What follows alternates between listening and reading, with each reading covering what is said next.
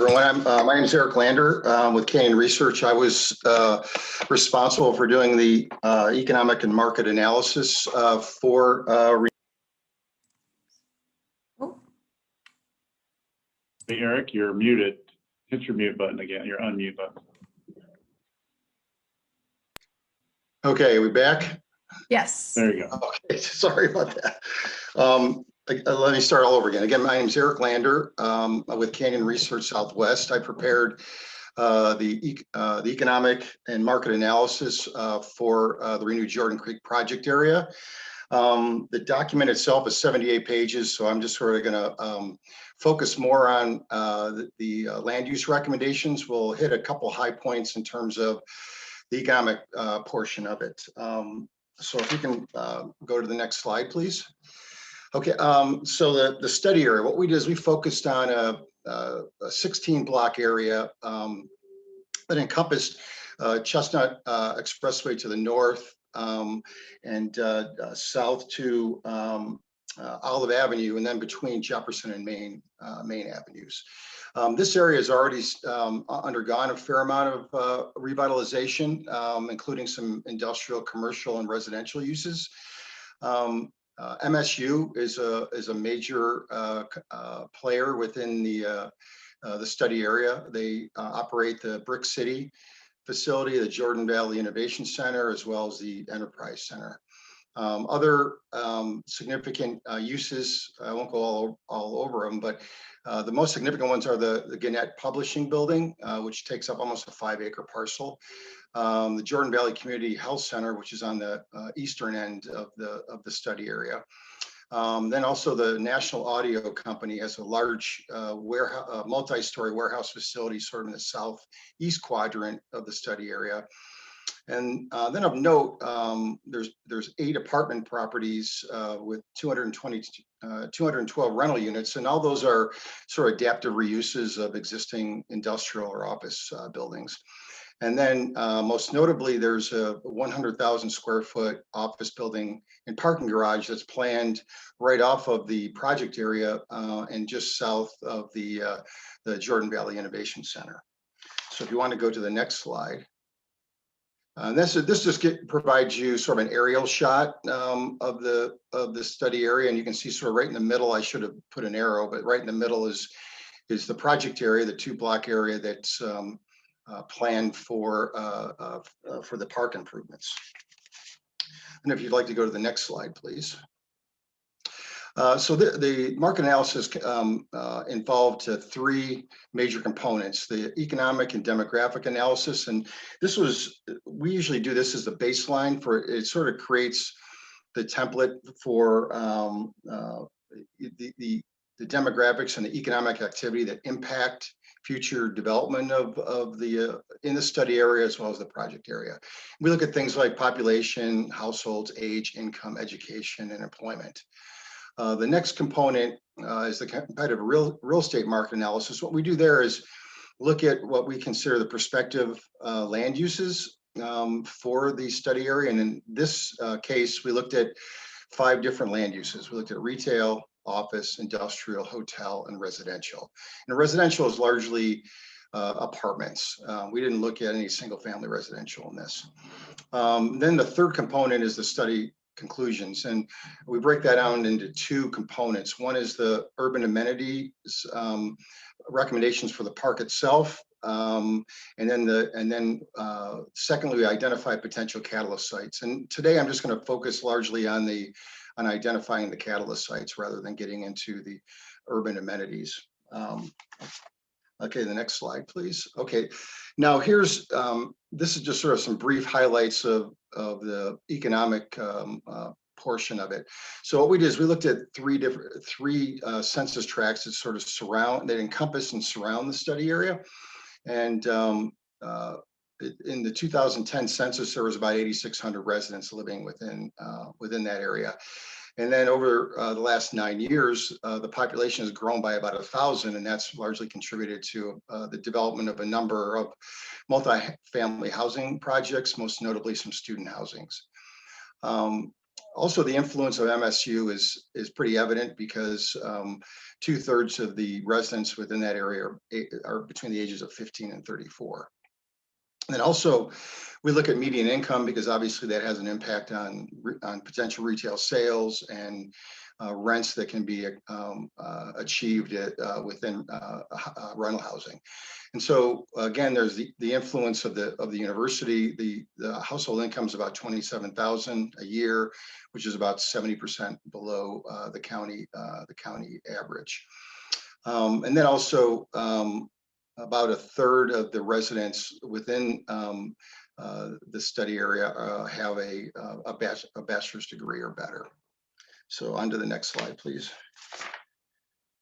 And then here, now we look at the jobs just from more of a macro perspective. So the Springfield area, from the decade leading up to the 2019, added about 22,600 jobs.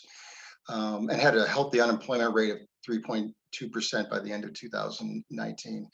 But then obviously we know what happened during 2020. COVID had an adverse impact on the local and national economy, and there was a loss of about 7,400 jobs. Now I'd like to get into the individual land uses that we looked at. The first one is retail, and really the study, and this is the study area itself, has almost 267,000 square feet of retail. And Boonville Avenue is really the main retail corridor. Over the last 10 years, there's been no new construction and about the absorption of about 7,800 square feet of space. And then the submarket for office that mostly impacts the study area is identified as a CBD, Central City submarket. And there's about 2.3 million square feet of office space, largely right into the core of the downtown. And it's operating currently at a pretty healthy vacancy rate of 5.7%. Again, over the last 10 years, no new office construction has occurred within the submarket. But on a positive note, there's been about 140,000 square feet of absorption. And then we forecast over the next 20 years an absorption of about 157,000 to 170,000 square feet of additional office space, within this submarket. Okay, the next slide, please.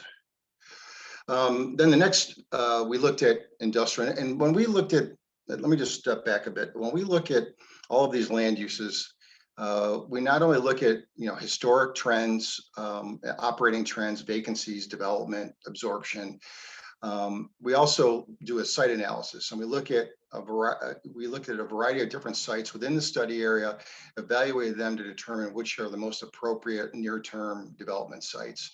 And then we also forecasted, long-term 20-year absorption of those various land uses, just to give some context in terms of the level of future development activity. So I just wanted to briefly bring that up. So moving forward here with the industrial space, the same submarket, the CBD Central City submarket, has about 1.8 million square feet of industrial space, and the vacancy rate is almost zero. It's 0.6%. Again, there's been no new development activity in the last decade, but there's been an absorption of over 81,000 square feet of industrial space. And we forecast over the next 20 years that this submarket can support about 98,000 to 102,000 square feet of new industrial space. Then the next, Eric. Yes. We have a question in the chat from. Okay. Thought you could address it before we get too far. She asked, was that absorption of office space by new office users or by conversion of outdated office buildings to housing? No, that's actually new office users. If some existing space has been converted to an alternative use, it's just taken out of inventory.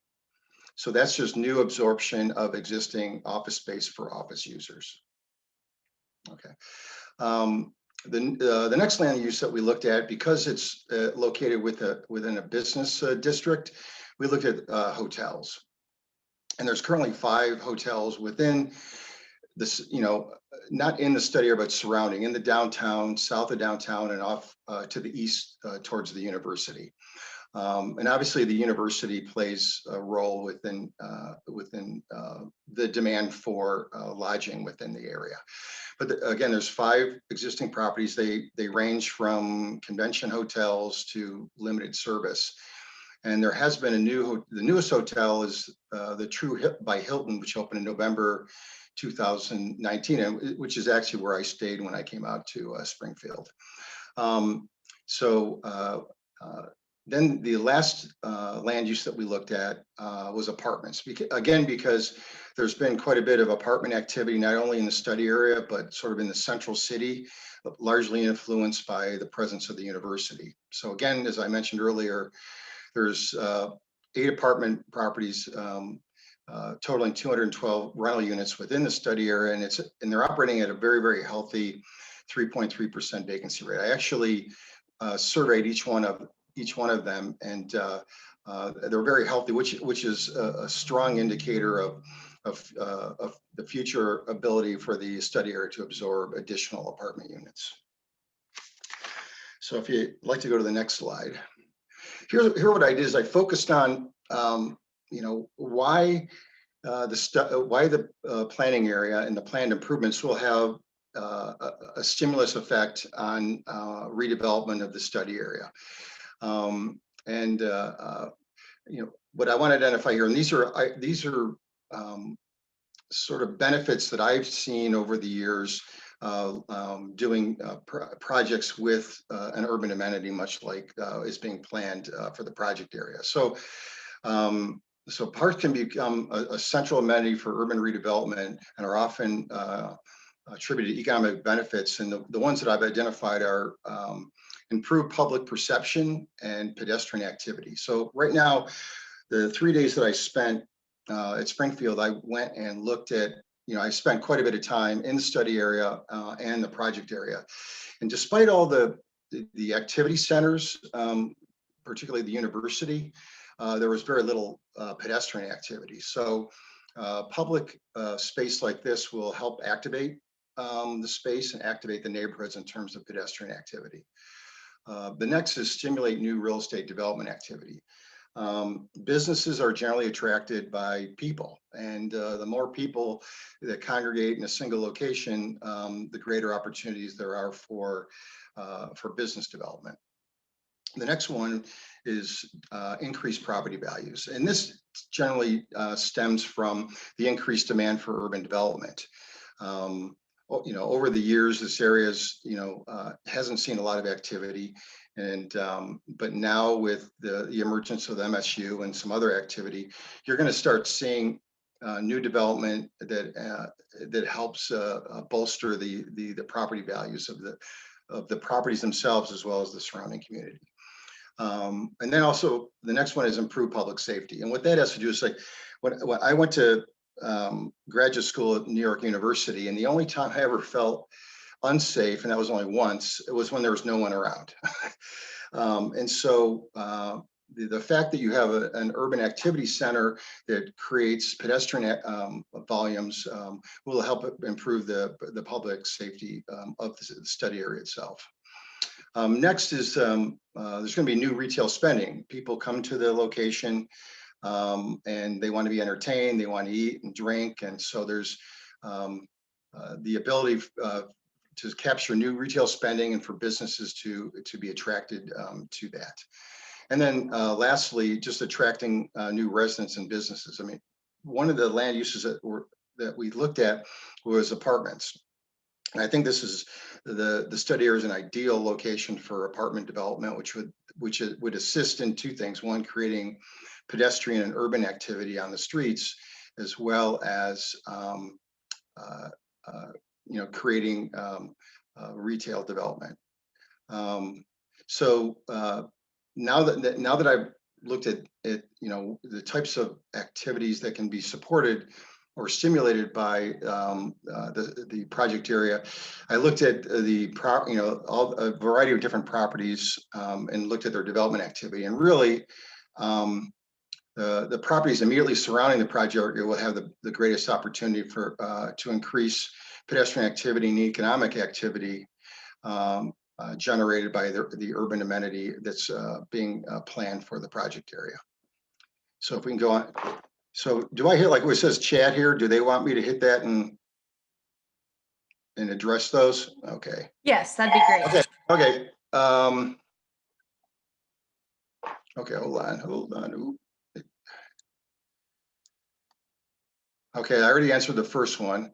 The second, it says from Ryan, I don't think we'll see the projected 100,000 square feet of industrial added. The uses that are now are legacy and moving out, potentially due to the changes in rail.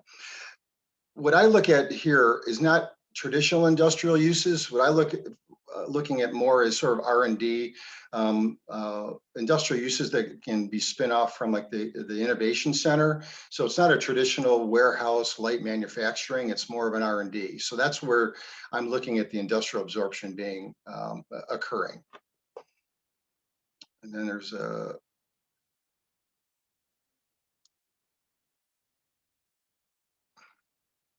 this says, I agree, Ryan, we may see marker space or small boutique manufacturing, but not large scale. Yeah, again, I'm not looking at traditional industrial, because most of the in the Springfield area, the traditional industrial, like light manufacturing, new light manufacturing and warehouse distribution is going to occur out on the interstate. It's not going to occur in its central city location. So this is more value added manufacturing, light manufacturing, than it is traditional. So thank you for those questions. And I hope I answered them correctly. If you not, you can ping me again and I can address them further. Here's this map. This aerial identifies the 7 what I call near-term redevelopment opportunities. And to me, the sites immediately adjacent to the project area have the greatest potential for supporting near-term commercial, employment, lodging, and residential uses. And as those sites develop, they'll create a ripple effect through the rest of the study area, particularly to the north. But I think this is where the near-term development opportunities exist. Okay, so you can go to the next one. Okay, so what I've done here is, again, I've identified the 7, and what's important, also to me, the reason that these 7 sites, outside of the fact they're immediately adjacent to the project area, why they justify the near-term development potential is they also will create a direct link to the downtown core. So it's not like you're jumping over several blocks to create a new activity center. This is just sort of going to be a continuation of the existing downtown core. In the first 2 sites that I identify, the northeast corner of Boonville Avenue and Olive, and the southwest corner of Boonville Avenue and Water Street, which also then goes down, south to Olive Avenue. Those are the 2 key locations that provide the link from downtown. And by doing so, what we've done is identified that some ground floor commercial space. What we want to do is create that urban environment that provides a continuation of pedestrian activity from the core to the project area and vice versa. So the first Catalyst site that was identified as an existing city-owned parking lot that's at the northeast corner of Boonville Avenue and Olive Avenue. This location, to me, is a great redevelopment site for hotel or apartments with some ground floor commercial space. And then we hop across the street on the west side of Boonville to the southwest corner of Boonville Avenue and Water Street. Again, now this property is immediately south of the project area. And this, again, is another city-owned site that's used for parking, as well as there's some existing industrial buildings. But to me, this is also a great multifamily apartment site with some ground floor commercial. And what I'm looking at, and also one of the reasons that I'm looking at these sites is because they're adjacent to the existing downtown core, they have the ability to support higher density, and the higher density that's created around the project area, the more impactful the project area can be. The next site is at the southeast corner of Campbell Avenue and Water Street, and there, right now there's a 2-story building and some surface parking behind that's adjacent to Olive. And here you've got an urban park view and immediate access to the park. And I think that the uses that are most appropriate for this location are either apartments or hotel use. Then immediately to the east of that location, at the southwest corner of Campbell and Water, right, there is a 2.2 acre brownfield site. I'm not sure what the encumbrances are for development on those sites, but if it is an available site, this would be a great multifamily apartment site, higher 3-4 story apartment site that can cater to both workers in the downtown core as well as students at the university. Okay, the next slide, please. Here, there's the next one is the northwest corner of Campbell Avenue and Mill Street. This has several industrial properties on it. The university owns some land. There's an industrial user that owns some 1-story buildings, and there's some there's an industrial user that owns on the north side of this location. And here again, I think that the greatest opportunity for this site are some 3- and 4-story structures with some either some office space or some apartments. Then the next site we slide down to the east on the other side of the Brick City, and there's a small 1-story commercial building right at the corner.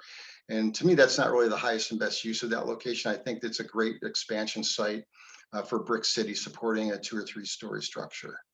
Then the last site that I identified is actually the site that's at the northwest corner of Boonville Avenue and Mill Street, which is planned for the 100,000 square foot office building and parking garage. And I know that, given the impact of COVID on the economy, that the development of that has sort of been put on the back burner. But I think over the long term, this is the study area's premier office development site. I mean, it's adjacent to the Innovation Center, it's adjacent to the park. It's sort of right in the heart of the current and future activity of the study area.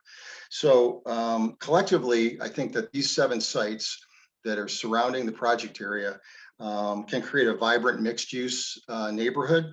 And the development of these catalyst sites to conclude would then eventually have a ripple effect throughout the balance of the study area, most notably to properties to the north. And also with the presence of the university and their ongoing growth, that would also be a catalyst for future redevelopment.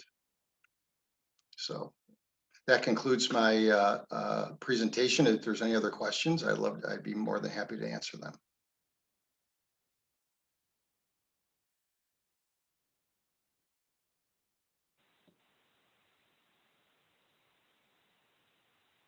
Okay.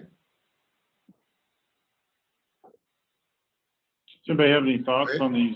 on these sites or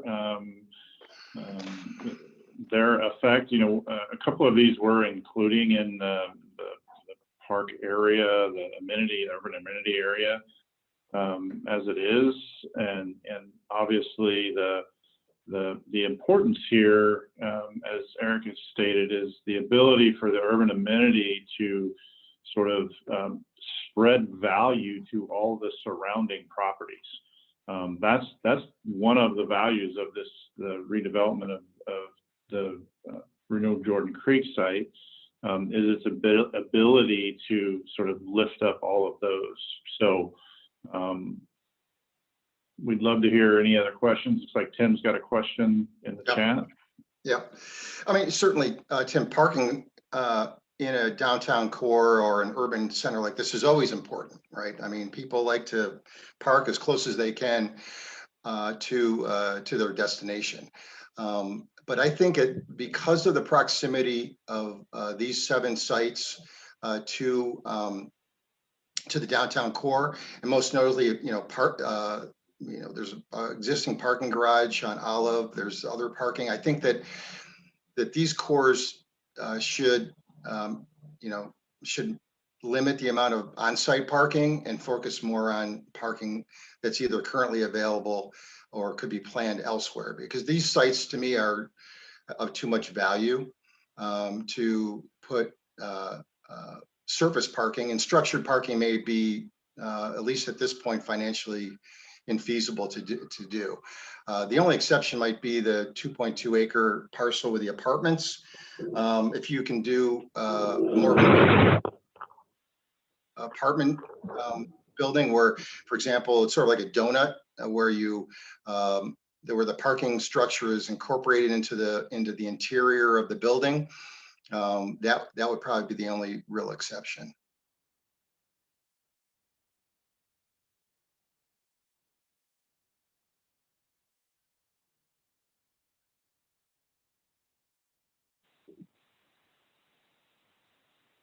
Oh, great. Okay, thanks, Tim.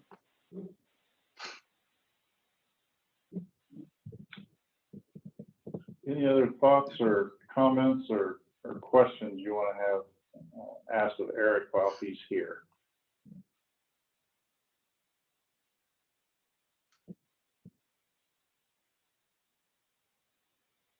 Okay, Ryan, do you have any particular questions after looking at the aerial? Am I unmuted? Okay, great. So I was going to type this in the chat, but it's just easier to say. In relation to parking, are we concerned at all, like going down the hill from the parking structure is not a big deal, but when people decide to go home, that's a pretty significant hill down Campbell and Boonville to that waterfront area. So parking down in that lower section, terrain-wise, might be consideration we need to be more concerned about. Okay. Well, the office building that's proposed, the 100,000 square foot office building, will have, I think, like a plan for like a 400 space parking structure. And the nice thing that it's an office building is that the use of the office building would be compatible with any kind of major events on the project area, because those events would usually occur outside of business hours. So I feel that parking would be more than adequate, to focus on activities within the project area. And I found, I live in an urban area, and my feeling is that people that are attracted to this site, especially to live there, parking is an issue, but it's just part of the fact of life of living in an urban area, that it may not be as convenient as you might want it to be. My feeling is that these particular sites just have too much value to create some density to put a lot of on-site parking. Obviously, when you have a hotel, if you have a hotel use, you want as much parking on the site as possible.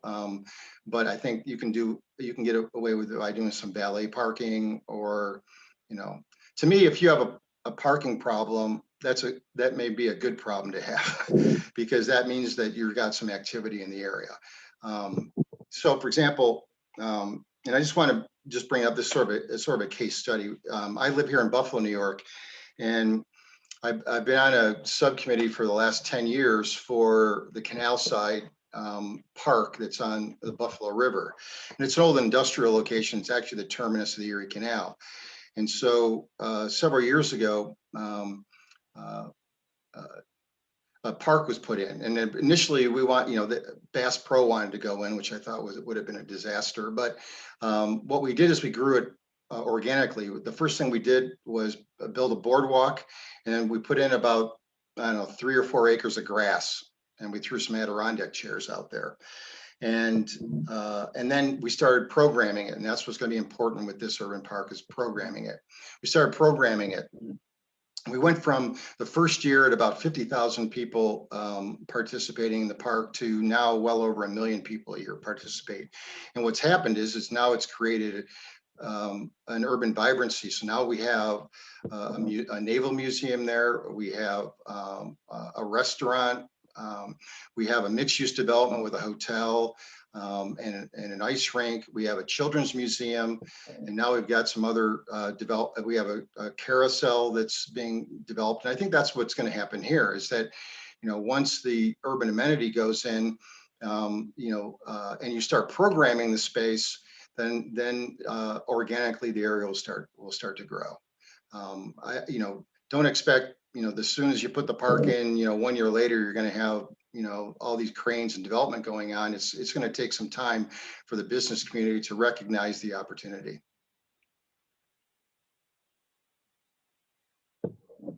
Okay, let me see there.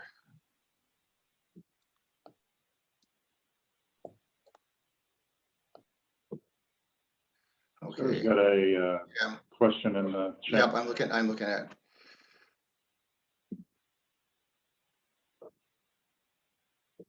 Okay, so yeah, so Sarah mentioned the same thing. So also many of these sites are existing surface parking.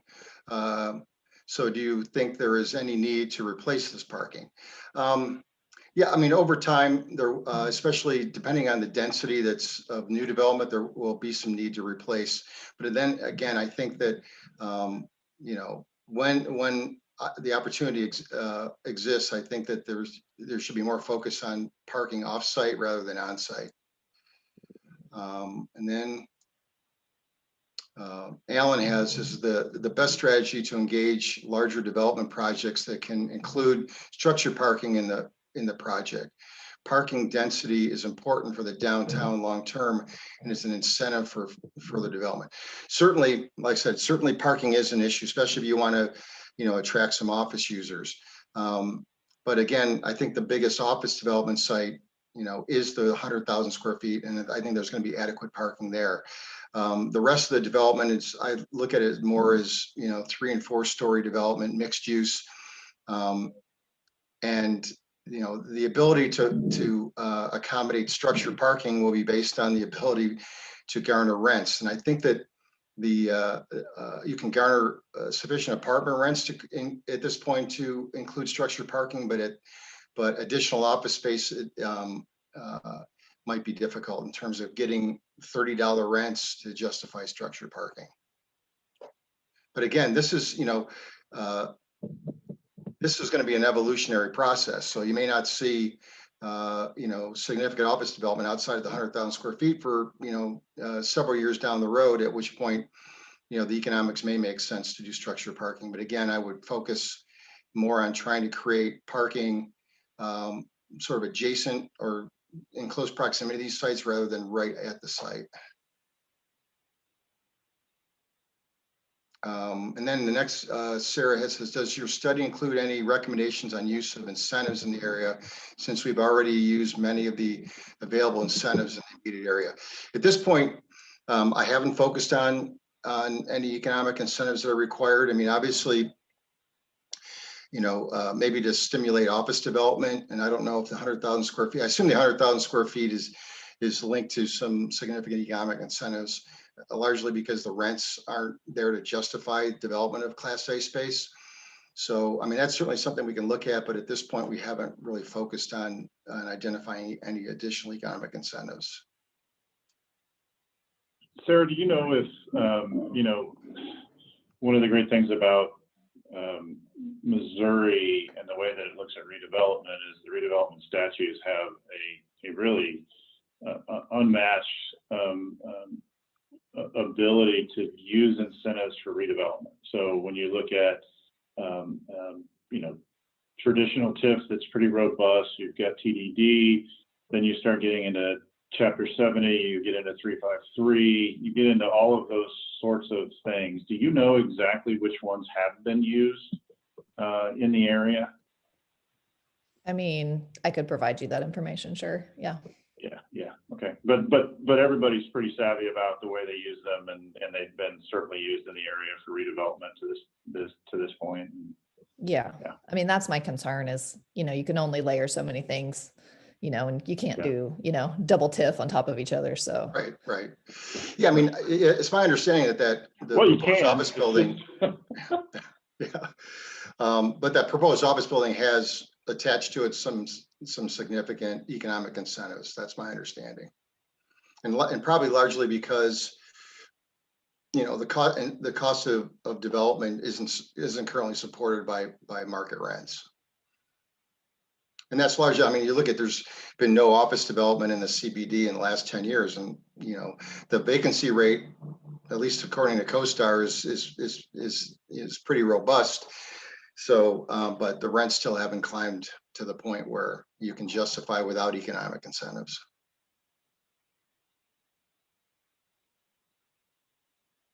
But, the goal is ultimately that, that development takes place, and then we can sort of wean ourselves off of those economic incentives, and the market can dictate supportable development.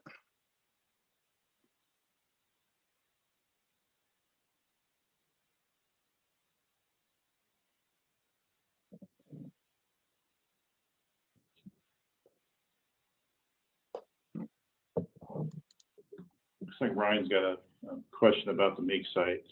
I think on the initial look, the Meek site was not even a part of the initial study specifically. So as the city was made aware that it was available and they moved forward on acquisition, it was really outside of the study when we were doing it. But all of the factors that apply here apply to Meeks. I think the Meek site has some more heavy lifting to do from a stormwater standpoint, because it's a smaller site, and it's got a lot of work to do on the storm side. So the thing that's a little bit different on the Meek side is you'll be able to do it, do the redevelopment and the economic activities on the same site that the outdoor stormwater and park amenity pieces, right? That's a little different here, as we are isolating, or as Jordan Creek is isolated because of the urban grid. That one is actually occurring all on that development side or redevelopment site together. So the interactivity and inclusion of the redevelopment with the amenity there provides for something, again, unique and different to what we're doing in Jordan Creek. So. Yeah, thanks, Ken. I mean, I asked that question because I know that we have stormwater needs that have to be met there. I mean, that's a key site to managing the flow in the daylighted section, and a key part of that. And maybe the whole site needs to be used for that. There is that building there on site that is right across from the E-Factory, and is the building worth saving? Is there a use for it?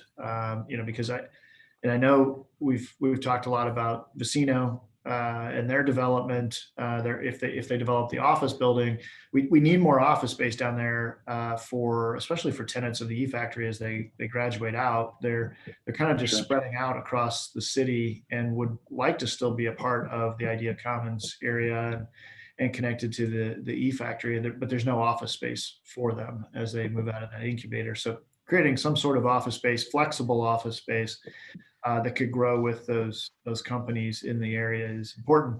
I just didn't know if that building it has feasibility for that, or if that site's all going to be needed for stormwater and the building needs to go away, or what that looks like. The initial thoughts are the entire site does not need to be planned for water. Those are the initial thoughts, that we will have redevelopment space on the south side of the Meeks property. And hopefully that includes the existing building. Now, there's been no environmental done in that building. So the assumption has to be, with a building of age, that, it's got environmental conditions that have to be dealt with and mitigated. But I think you're absolutely right. I think flexible, creative space down there is extremely valuable. And if you can do it in a way that it's also mixed use, that we can create destination, not just office, into that, even better as we start to string these pieces together. And that's a pretty big facility to have flexible creative space in, as well as some other attractions. And it's going to be, again, directly adjacent to amenity instead of sort of separated. So that's all good too. We saw a model for that in Omaha in the Mastercraft building, that they had taken this large industrial building, and done it in such a way that tenants that may have 3 employees now that need to go to 8 could pick up their desk and move it down the hallway, and not have a whole lot of disruption of business. They could do that one evening, and then occupy new office space where they could grow and expand, and the leases were structured appropriately, and the mailing and all that kind of stuff was handled well. And we thought it was a really good model for accompanying the high investment, high intensity use of the E-Factory. Yeah, I agree. It's a great model for that stuff. We're familiar with that project, certainly. We do have as Sarah mentioned, we did do a phase 1 environmental assessment, and it did reveal that the building possibly contained asbestos, lead-based paint, and PCBs.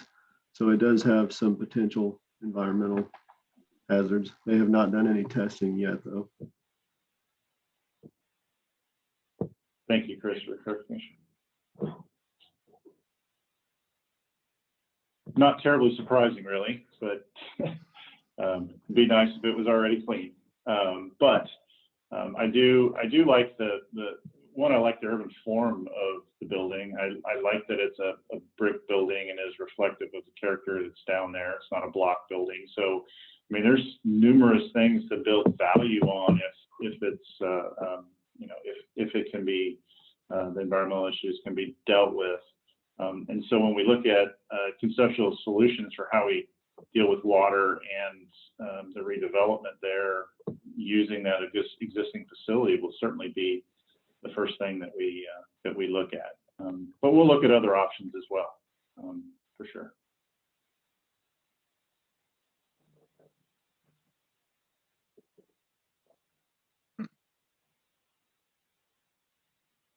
Okay.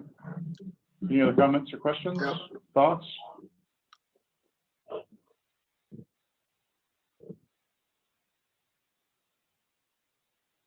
Paul, anything else on your end?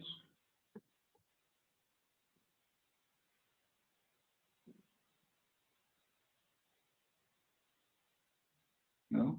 Okay. Are you talking to me, Paul? Paul Tillman. Well, I'm not familiar with what is going on at the Meeks property. So I assume, I mean, is this something the city's wanting to operate that building, or you're going to address the stormwater and then sell off that building, whatever's left of the property that's not being used for stormwater? Yeah, we don't have right now, there's not a strategy on that. We need to work our way through what the potential is right now, so.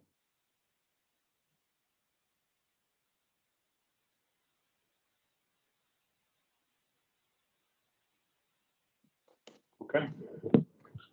All right, everybody. All right. Well, if there's nothing else, thanks for all your comment, your input. If you've got any other questions or think of anything else, let us know. We just wanted to give you sort of a recap of the market stuff and the study work that Eric had done, again, to reinforce the idea that this urban amenity that we're going to be creating is the idea that we can build value from it to the surrounding area to spur redevelopment. And we only get so many great redevelopment sites, so we want to make sure we are cognizant of that, and that we don't make decisions that would affect the ability to capitalize on those best things. So with that, if there's nothing else, we'll say thanks. We are starting our water group at 1 o'clock. So those of you who are able to join us there, that would be terrific as well. We'll take you through the very complicated nature of how we're going to try to deal with the water here and how it fits into the overall scheme of things for Jordan Valley. So thank you very much. Appreciate your time. Good, thank you.